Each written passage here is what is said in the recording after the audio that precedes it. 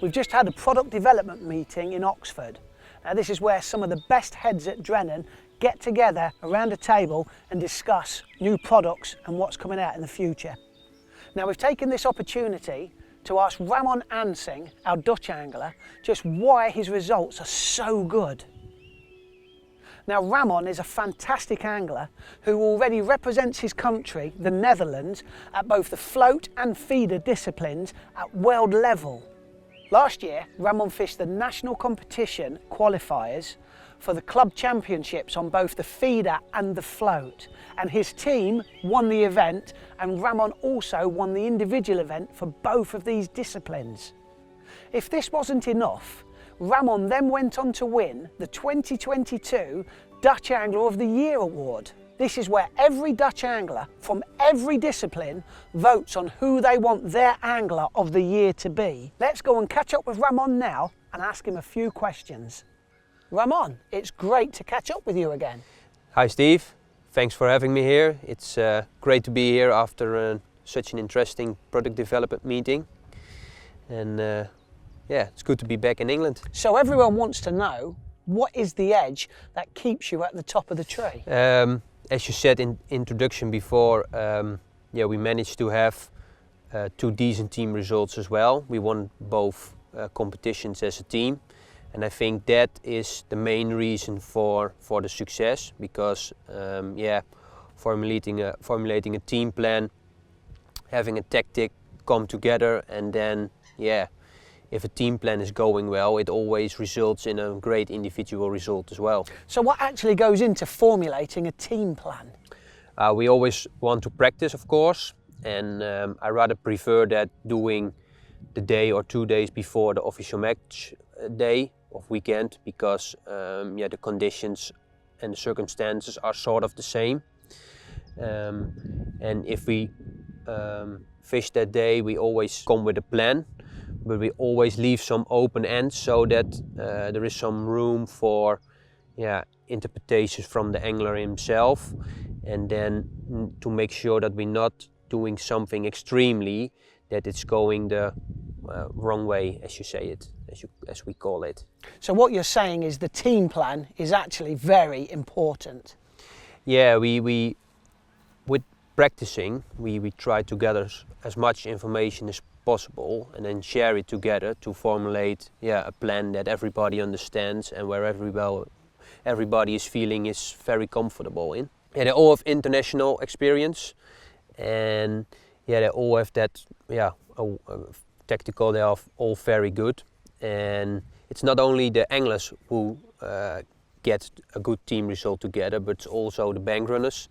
They play a massive part in a decent result on the day, because an angler can figure out something, but to pass it on to other anglers on the bank or other team members, the bankers have a very important task on that. I've actually seen this firsthand, the role that the bank runners have in the England team. Yeah, it's very important. They are maybe as important as the anglers on the bank themselves, because they pass on the information and they also spot what other anglers are doing, which is another key point that a bank runner can have a really important task on.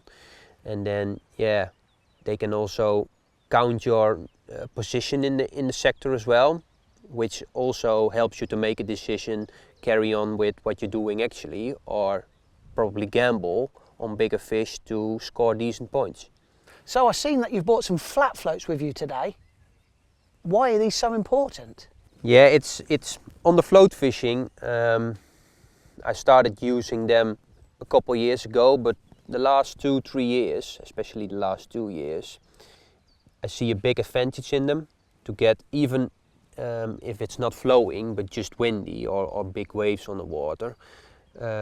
Bait presentation with a flat float is a lot more stable than with a round-bodied float. And yeah, the way you can hold a flat float, especially with a longer bristle on them, it's absolutely beautiful, and it brought me a lot of big fish in their last recent matches. Now I also know that you're a fan of fishing Braid Direct on the feeder. Yeah, I'm a very big fan of Braid Direct, because yeah, you don't have any stretch in your setup, and because of that you are able to read almost everything what happens in your pack. So every line detection, every movement from the fish, which makes it really easy to adapt to that. Getting liners, then you always mostly results in switching feeders to sort of get a bite. And yeah, it also is best possible bait detection that you can have, I think. Surely, with fishing so direct, how do you deal with fishing with small hooks and light lines? You always have the forgiving of your rod, of course. So you want maybe a bit softer rod than you usually use. There is also, and that's when you hook a big fish, the anti-reverse, which I found very important. It gives you a lot of control when playing a fish.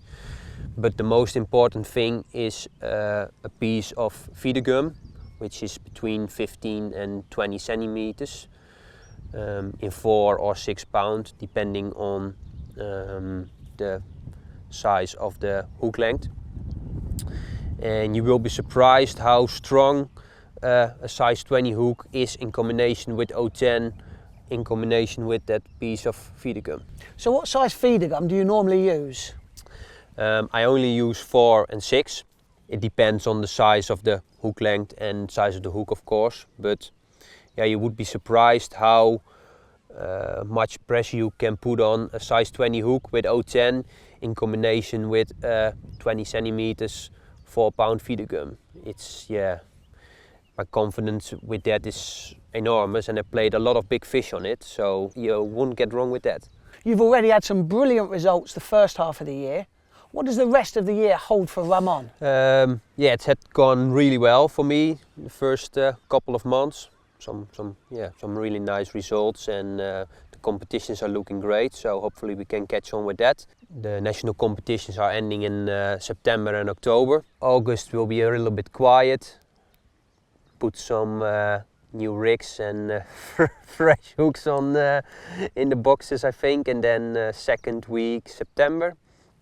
There is in Spain the float championships for 2023, so that probably be the highlight of the year, I think. But yeah, there's a lot to look forward to, and of course the Drennan festival at Whiteacres in November. So busy months ahead. That sounds like you've got a lot on the calendar.